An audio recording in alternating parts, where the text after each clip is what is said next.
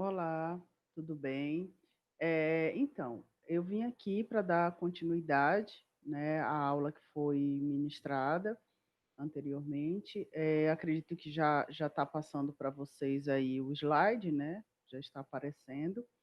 Em relação a finalidades de uma barragem. Então, só recapitulando, a primeira aula, né, que foi ministrada de modo síncrono, foi mais para apresentar um pouco do que seria essa obra de barragem e apresentar principalmente a parte do plano de ensino, processos avaliativos. E como eu falei, o que não der para ministrar durante esse momento síncrono, vai se ministrar durante esse momento assíncrono, que são vídeos mais curtos. Então, dando continuidade, essa parte de finalidades de uma barragem, né? Então, para que a gente faz esse tipo de barramento?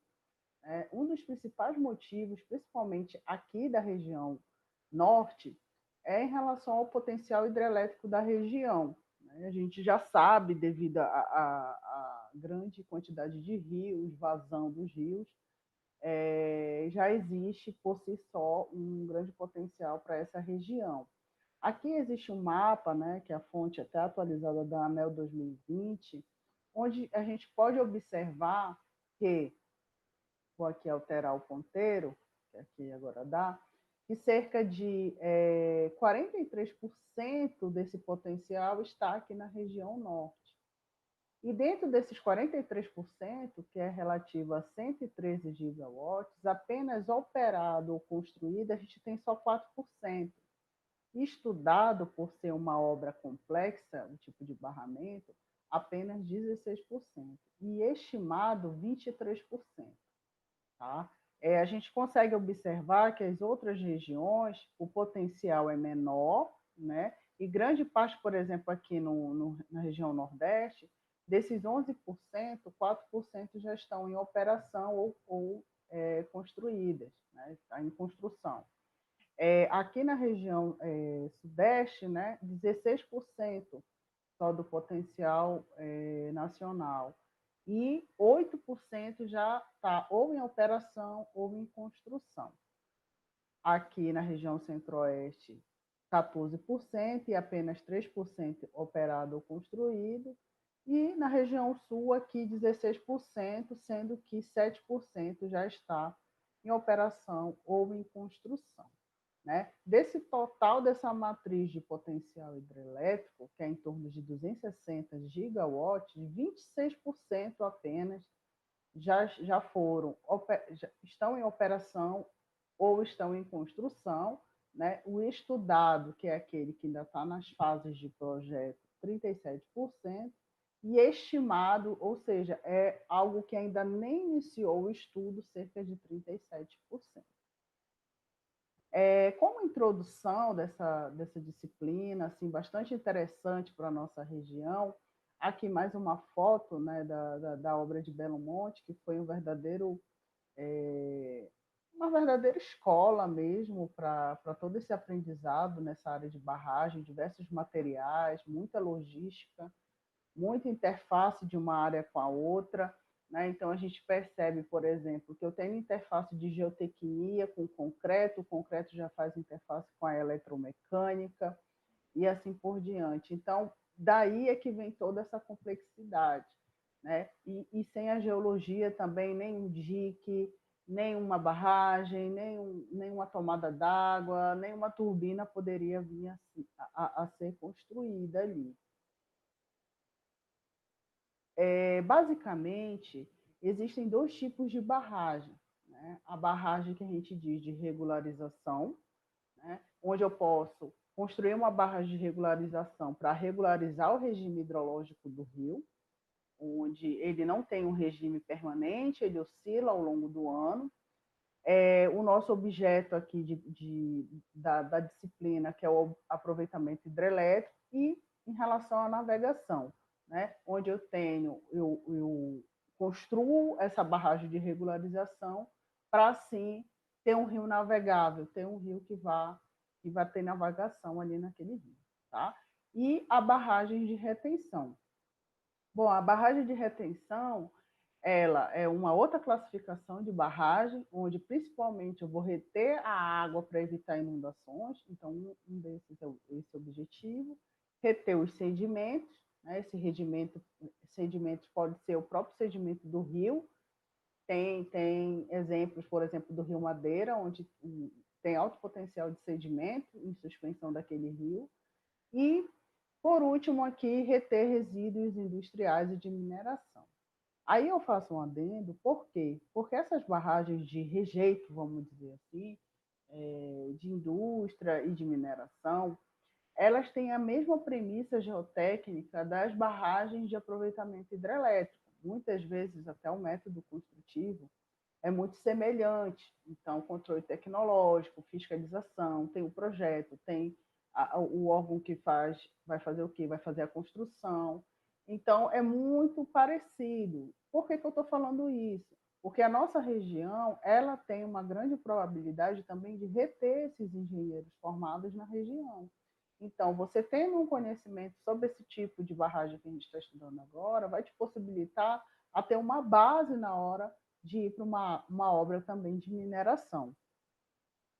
Aqui é um gráfico bastante interessante, né, onde mostra o balanço de regularização relacionado à vazão dos rios. Então, faz uma correlação entre as vazões e o ano hidrológico. Vamos pensar assim, um ano hidrológico de janeiro a dezembro. Tá? Então, para essa região aqui, nos primeiros 6 meses, eu tenho uma vazão muito alta, ou seja, me possibilita ter um armazenamento de água, enquanto que, a partir de julho, né, começa a ter um déficit nessa minha vazão e, consequentemente, eu vou ter, posso ter um problema também de abastecimento de água. Então, a barragem de regularização, nesse sentido, vai fazer com que se mantenha essa vazão média ao longo de todo esse ano hidrológico. Essa é a principal função. Quando a gente vai, no caso, para balanço de amortecimento de onda de cheia, que também não é tão comum na nossa região, né? É mais comum para a região ali do Nordeste, né? Onde a gente até vê uma questão de espigões, a gente consegue observar o quê? Que existe um volume acumulado logo no início, né? E justamente essa vazão é amortecida ao colocar esse barramento, né? Para amortecer essa onda de cheia. E aí eu trabalhar com uma curva que ela facilmente ela é conduzida de maneira satisfatória, onde não tem enchente e uma série de outras situações indesejáveis. Já em relação a, por exemplo, barragens de disposição de rejeito, essas barragens elas precisam entender que ali elas não vão estar contendo água, né? Onde tem uma densidade diferente do que, por exemplo, um rejeito. O rejeito ele tem vários estágios até ele se estabilizar. Então, por exemplo, eu tenho aqui uma zona de floculação, né, onde esses rejeitos eles vão flocular, e aí, a partir desse momento, eu vou ter esse estágio de sedimentação, onde parte desses rejeitos mais pesados eles vão se consolidar no fundo dessas bacias, e a parte mais fina vai se concentrar mais nessa porção mais superior. E, a partir do momento, de um tempo T2, vamos colocar assim, essa água, né, eu já vou ter praticamente a água limpa. Por quê? Porque os meus rejeitos já se depositaram no fundo dessas barragens de rejeito. E, claro, de tempo em tempo, eu sempre falo, de tempo em tempo é igual limpar fossa. Quando você tem fossa em casa, tem que ir lá e retirar todo esse rejeito que se encontra aqui no fundo. Existem também reservatórios de finalidade múltipla, né? Ou seja, ele controla a cheia, ele também aplica para navegação e produção de energia elétrica. Desculpa. Aqui, por exemplo, é essa situação, né? Eu tenho uma barragem aqui, simulando ser uma barragem de concreto, onde essa barragem ela foi feita para controlar as cheias, né? Então, se eu tenho um controle de cheias, eu vou conseguir permitir uma navegação, né? Então, já tendo aí duas finalidades. E ela ainda me possibilita, como eu estou aqui tendo um anteparo, estou criando aqui um desnível, né? Então, eu consigo também colocar uma casa de força, né, com as turbinas numa porção mais inferior, e devido à transformação dessa energia, eu posso vir a ter essa produção de energia elétrica. Né? É um tipo de obra mais complexo, mas existe também essa possibilidade. E para isso, gente, a gente não começa com um rio e falar, esse rio ele tem potencial hidrelétrico. Não. Eu vou instalar uma barragem ali naquele rio Tocantins. Não. Para isso, eu preciso ter um estudo global de uma bacia hidrográfica. E a gente sabe que a bacia hidrográfica ela é formada por diversos rios, né? Braços de rios que precisam ser explorados. E uma que precisa ser explorado em termos de conhecimento. E uma das estimativas muito importante é a parte lá da estimativa do potencial hidrelétrico, que foi um dos meus primeiros slides. Né? Então, o que seria esse potencial hidrelétrico de uma bacia? Primeiro, né, ele corresponde ao potencial que pode ser técnico, econômico e ambientalmente aproveitado em relação a uma determinada configuração específica de um sistema elétrico, considerando-se as usinas em operação, em construção ou planejadas, levando em conta cenários de utilização da água.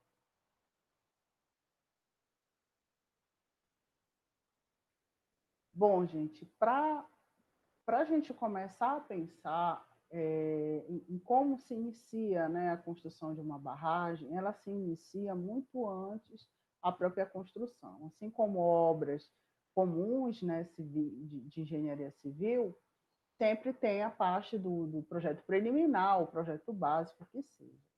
Só que eu digo que a barragem ela ainda vem muito antes disso, a construção de uma barragem. Por quê?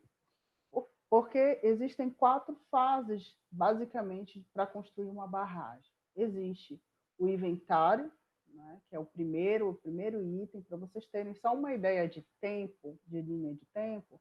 A construção de Belo Monte foi iniciada em 2013, né? Não, 2012, desculpa. Essa situação de inventário começou na década de 70. Então, daí vocês veem que são muitos anos até chegar à fase de construção. Né? Posteriormente, vai para a etapa de viabilidade, que a gente vai ver cada uma dessas. Em seguida, o projeto básico e o quarto, o projeto executivo. Basicamente, o inventário, a função dele, né, é estabelecer a melhor divisão de quedas ali daquela bacia. Entender que uma bacia hidrográfica, de acordo com a Agência Nacional de Águas, que é a ANA, ela sempre tem que preservar o uso múltiplo do rio. Ou seja, se eu estou ali, né, com uma barragem com finalidade de regime de geração de energia, ao mesmo tempo eu não posso impossibilitar daquele local ter, por exemplo, navegação, de ter lazer, porque a gente sabe que a água faz muito parte do nosso cotidiano. Então, eu tenho que investigar tudo isso ainda no momento de inventário. Avaliar as limitações físicas, como as cidades, estradas, jazidas, parques nacionais, as questões indígenas, entre outras. Então, isso tudo se analisa muito lá atrás, antes de construir. Fornece características de aproveitamento relativas às suas finalidades múltiplas e respectivas estimativas de custo, né? É realizada a partir de dados secundários, algumas vezes complementados com informações de campo e pautado em estudos básicos energéticos, geológicos e ambientais. Então, assim, a princípio, o inventário, né, várias empresas ali são até mobilizadas, né? Por exemplo, o caso de Marabá, várias empresas já vieram para cá para fazer essa etapa de inventário, para ver se é viável ou não, né? Mas, a seguida, eu tenho justamente aqui o formato de uma bacia hidrográfica. Então, aqui entender que, por exemplo, nesse rio Araguaia aqui, eu tenho diversas usinas que já estão implantadas nela. né? Será que, por exemplo, se incluir uma de Marabá não vai afetar a de Tucuruí? Tudo isso tem que ser estudado ainda na etapa de inventário. Posteriormente, com a etapa 2, a gente vai para a parte de viabilidade. E aí sim, eu vou colocar na planilha uma análise técnica e econômica dos possíveis eixos dentro do trecho ali definido do inventário, né? Definição de melhor alternativa dos eixos da barragem, né? Porque por exemplo, Belo Monte não tinha só uma barragem, ela tinha mais de uma barragem. Só no sítio que eu trabalhava eu tinha 3 barragens, né? E 10 diques, por exemplo, do mesmo tamanho praticamente de uma barragem. A definição do arranjo geral, onde é que vai ficar a tomada d'água, onde vão ficar as barragens, onde vai ficar o canal de fuga, né? Isso tudo são elementos muito específicos de barragem que a gente vai ver mais na frente. E para isso, a gente, nessa fase, já sim precisa ter um apanhado desses materiais, até para eu definir qual é a seção que vai se trabalhar nas barragens.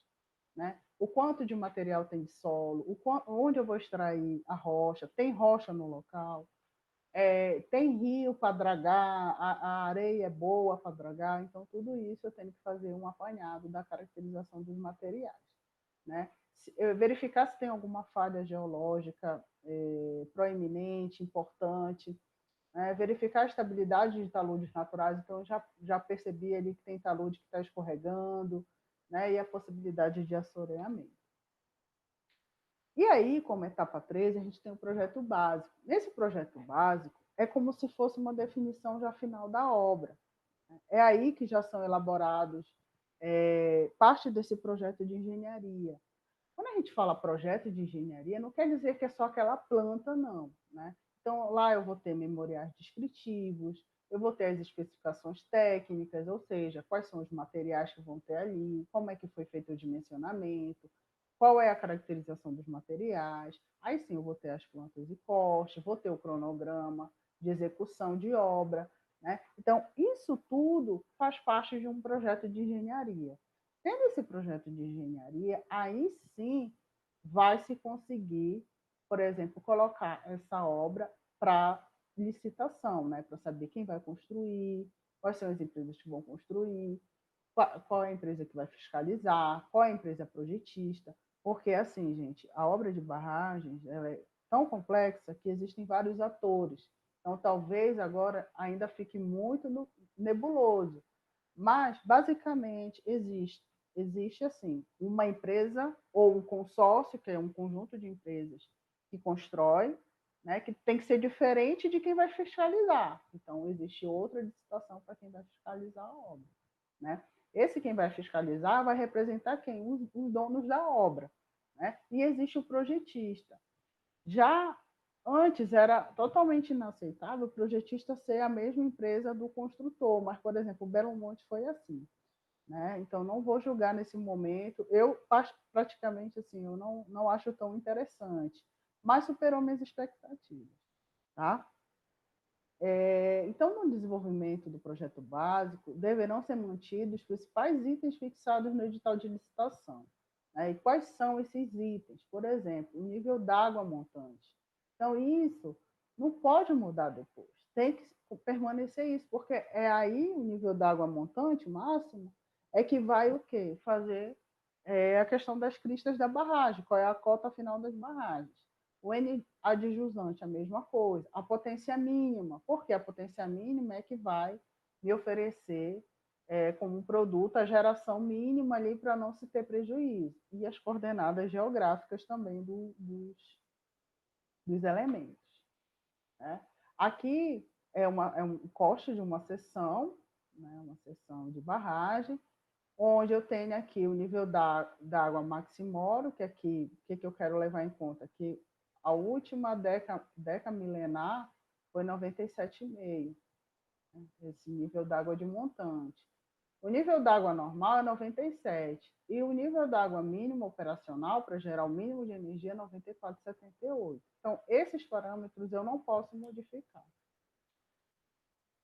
Outra situação, definir o eixo da barragem. Se eu decido Se o projetista decide que o eixo vai ser aqui, em tal coordenada, né, onde eu vou dividir o montante, né, que é a parte vedante, vamos dizer assim, que é onde vão ter a água, aqui a montante, ele vai ter que permanecer ao longo de todo, a não ser que durante a execução você descubra algo importante que realmente faz com que mude esse eixo da barragem. E a jusante, que é onde é a parte seca. E o projeto executivo, ele é realizado durante o decorrer da obra, né? Muitas vezes ele pode ser até confundido e ele já vira o as-built, né? Que são as modificações que foram realizadas ao longo do período de obra. Vamos supor, durante a minha estada lá como engenheira geotécnica de campo lá na obra, nós construímos todas as barragens e diques baseadas no projeto básico. Só que ao longo dessa construção tiveram mudanças, né? Porque quando se extrai a vegetação, se extrai aquela camada de solo, é que você vai verificar, enfim, como está a fundação. E muitas vezes tiveram algumas mudanças. Essas mudanças vão entrar justamente nesse projeto executivo que, com um pouco mais de detalhe, você consegue transformar em as-built. Bom, existem esses dois índices que são importantes, né? Que é o índice de custo-benefício energético, que é a relação entre o custo anual de cada aproveitamento e o benefício em energia obtido por sua operação, ele é expresso em dólar por megawatt, e existe o índice ambiental, que é um valor numérico que expressa a intensidade do impacto ambiental sobre a área de estudo. Né? Então, ele leva em conta várias situações, os impactos sobre o ecossistema, população, indígenas, modo de vida, organização, né? E pode ser obtida pela relação entre a área inundada e potência instalada. Aqui aparece essa tabela justamente com as principais usinas, né? Ela é comprida, ela é enorme essa tabela. E aparecem esse índice, por exemplo. Tem aqui o índice ambiental, que foi o único que eu consegui. Né? Então, o índice ambiental é aquele que leva em conta os impactos, né? Principalmente da área inundada. Então, aqui, Balbina tem um índice em torno de 94, 9,44. Enquanto Belo Monte, 0,04. Tem Samuel com 2,76. E aqui tem Tucuruí, que é também bem conhecido, né? É 0,31. Então, em relação ao resumo das fases, né? Até uma charge aí, porque aí são os homens da caverna, porque se inicia muito antes da construção, né? Então, às vezes, você está novinho e isso aconteceu. Um geólogo que era muito novo nessa parte de quando ainda estava na fase de inventário, e hoje atuou, né, na obra durante todo esse período que eu estive lá. Então, acaba que envolve muitos anos. Né? Envolveu o quê? Praticamente 40 anos, do inventário até o projeto básico. E aqui eu vou mostrar alguns fatores que interferem nesse arranjo geral. Bom, principalmente, gente, as condições topográficas locais é que vai determinar qual é que vai ser o layout ali. Outra coisa, disponibilidade de material de construção. Né? O melhor material é o material que se tem. Então, ali eu tenho que ver o que tem. Dá para atender, por exemplo, os quesitos, princípios básicos de uma barragem, que é vedação e drenagem? Eu tenho vedação, eu tenho solo fino. Para drenagem eu tenho areia. Para pesar mais a minha barragem, eu tenho rocha, para depois fazer a quebra e virar enrocamento. Outra situação, as condições gerais do ponto de vista geológico e geotécnico. Elas elas atendem o mínimo, eu posso trabalhar ali com aquela fundação no sentido de melhorar. E outra história também, gente. Às vezes, tem obras que ficam engavetadas porque o custo inicial é tão alto que aí não consegue suprir o lucro ao longo do tempo de geração de energia.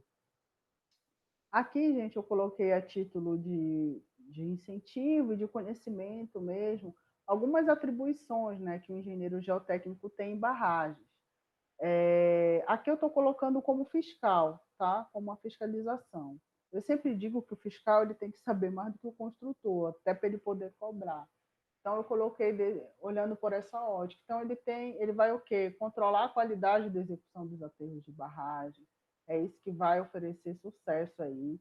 E dormidas tranquilas também em relação a isso. Acompanhamento de perto dos processos executivos, é pegar sol mesmo na cara, como eu sempre falo.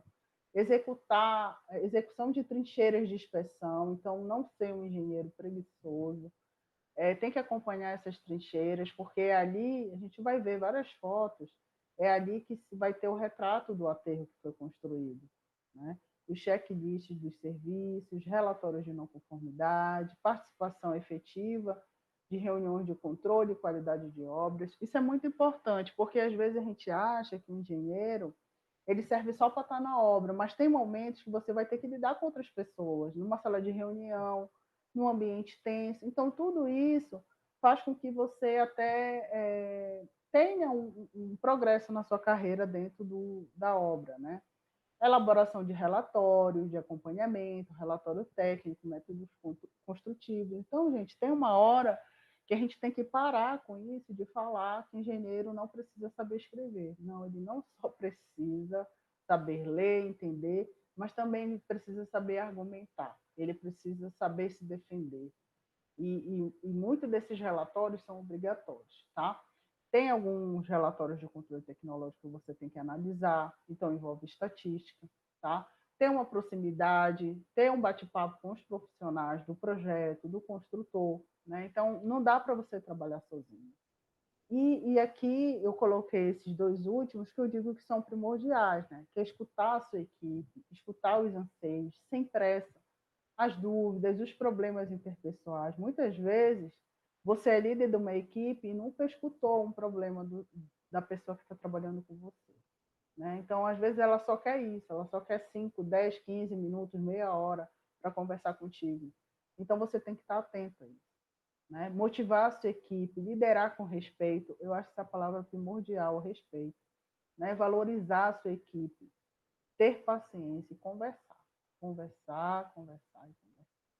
Então, aqui, gente, algumas fotos, né, mais mostrando o quão é importante você estar presente frente a um serviço. Claro, com segurança, né, mas você tem que se mostrar presente. Não é para o chefe, né? Você está ali com uma missão de uma obra muito complexa. Então, você não pode deixar na mão de outras pessoas. Sim, você pode ter a ajuda da sua equipe, mas nunca ache que é o suficiente. Você tem que ir lá e fazer seu trabalho. É importante eles olharem que você está lá. Tá? Isso ficou uma lição para mim. Aqui é só uma foto explicando uma parte do projeto. Não é porque na época eu era mais nova, né? Que eu não sei barragens, que eu não sei geotecnia. Então, tem situações, tem momentos que justamente você tem que mostrar que veio, né? E eu, na minha postura de mulher, né, ainda mais. Então, assim, não é para ser arrogante, não é para ser nada disso, é só para mostrar que você não está ali por acaso, né? Que você tem conhecimento, que você tem a contribuir. Aqui é parte do dia a dia, né, do que é trabalhar numa barragem, é andar muito, é pegar muito sol na cara, andar com esses velhinhos aí, gente boa, pessoas mais novas, pessoas muito experientes. São todos meus amigos aí até hoje, e são situações como essa, né, de fiscalizar. Aqui era uma camada que teve borrachudo, vocês podem ver, ou seja, umidade muito alta. Além disso, segregação, né, material muito fino aqui, onde não era para ter. Então, eu já iniciava assim a minha manhã, né? Eu já sabia que eu só iria sair daí quando eles tirassem toda essa camada de solo e tirassem toda essa transição aí segregada. Então, isso, gente, envolvia muito dinheiro. Isso daí, pasme, mas era cerca de uns 200 a 300 mil reais fazer esse serviço. Né? Você estava perdendo material, perdendo tempo, uma série de outras complicações. Mas jamais a gente poderia deixar passar isso, porque é algo muito grave dentro de uma barragem, né? Aí são as inspeções de trincheira, onde possibilitava a gente avaliar cada camada que tinha sido feita, e nessa hora esses experientes aqui são tudo, né? Construíram Tucuruí, Balbina e uma série de outras barragens e me mostraram como é fazer uma trincheira, né? Então, não é que o engenheiro vai fazer uma trincheira, e se tiver que fazer, que faça. Quantas vezes eu não fiz esses degraus aqui, né? Simulando cada camada que foi lançada, né? Para ajudá-los. Mas precisa saber ensinar quem vai fazer, né? Precisa saber ensinar onde vai acabar a camada. Então, tudo isso é só com a experiência. Outra situação é também mostrar bonito, né, o que você faz ali, o seu relatório, tem que ter uma boa apresentação, tem que ser didático, tem que ter figurinha bonita, tem que ter legenda. Então, isso tudo, gente, é importante vocês passarem para o superior de vocês, dele saber o que realmente vocês estão fazendo. Tá? E aqui eu deixo como curiosidade, né, em relação aos salários. Eu fui até aqui bem tranquila, que eu acho que aumentou um pouquinho esses salários, mas assim, um trainee ganha assim limpo de 6 a 8 mil reais, um júnior de 8 a 12 mil, um pleno de 12 a 20 mil, eu coloquei aqui o sênior de 20 a 40 mil. Mas sem medo algum, eu digo, tiveram engenheiros em obra de Belo Monte que chegavam a ganhar 200 mil por mês. Né? Então, assim, claro, estavam num posto com muito mais responsabilidade, não sei se eles dormiam à noite, mas eu vejo assim que é uma possibilidade de se trabalhar numa obra diferente, complexa, da feita que você é contaminado, vamos dizer assim, por esse tipo de obra, é uma obra que te fascina, então você não quer mais sair. Mas é um tipo de obra que nunca você vai estar na capital. Né? É sempre uma obra muito do interior, então você tem que abrir mão de muitas coisas. E eu acho que o salário também retrata isso. Né? Você está abrindo mão para ter um salário desse. E, gente, somem aí, porque a casa é dada pela empresa, o carro é dado pela empresa, a gasolina, luz, água. Então, como eu falo, é um valor limpo, acho um valor muito bom. Né? Dificilmente um engenheiro ganha, a não ser que seja na área de mineração. Então, é isso, gente. O nosso estado, ele oferece várias oportunidades de futuras usinas, né? Como vocês podem ver, terceira etapa de Tucuruí, Marabá, Itaituba. E, como eu comentei lá no início, a parte de barragem de extração de minério também é bem importante, bem relevante aqui na região. Então, gente, o que eu tinha que finalizar, né, era isso. Agora eu vou salvar e disponibilizar para vocês, tá bom? Eu vou interromper a gravação e até mais.